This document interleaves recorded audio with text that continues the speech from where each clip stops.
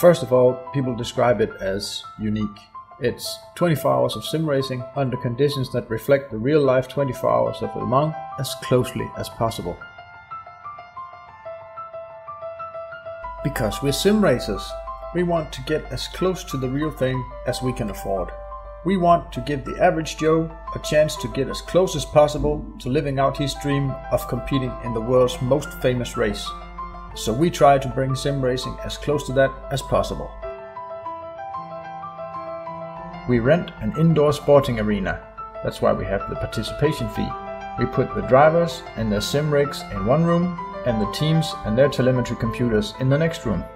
Each team gets a 3x3 meter pavilion tent for each of the cars with chairs and tables for their equipment. We try to make this resemble a real-life racing paddock as much as possible. We are currently using GTR2 by Simbin, as it is still the only sim on the commercial market that offers a mix of dynamic day and night driving combined with randomly changing weather from torrential rain to baking hot sun.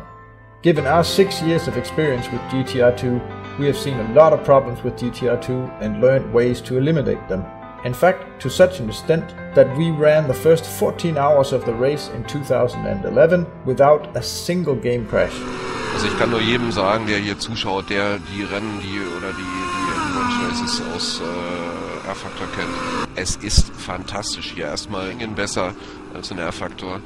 Und wir haben hier wirklich die Leute, man muss das hier wirklich erleben. Wir können nicht wirklich alles rüberbringen, was hier geht. We are running 2 classes. The GT class is composed of the original GTR2 cars and a few add-on cars, 15 cars in total. We balance the car's performance, so pretty much any of them can win now. Then there is the LMP class, which is all different add-on cars. We made our own tires and completely rebuilt most of the physics for these cars and balanced out the performance so that any car can win. All the cars have their own unique features and differences intact, so if a car is fast on a hot lap, it is most likely hard on fuel or tires.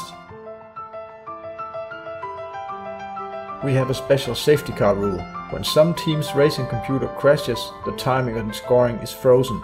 A safety car then pulls out onto the track, picks up the race leader and then gathers the field behind the race leader. When the field is gathered, the server is restarted, everyone joins, the team that had the game crash is then deducted 1 lap, then we have a formation lap restart. Race control and judges are volunteers from all the competing teams. Each team can, if they want to, volunteer any of their participants in the event as judges.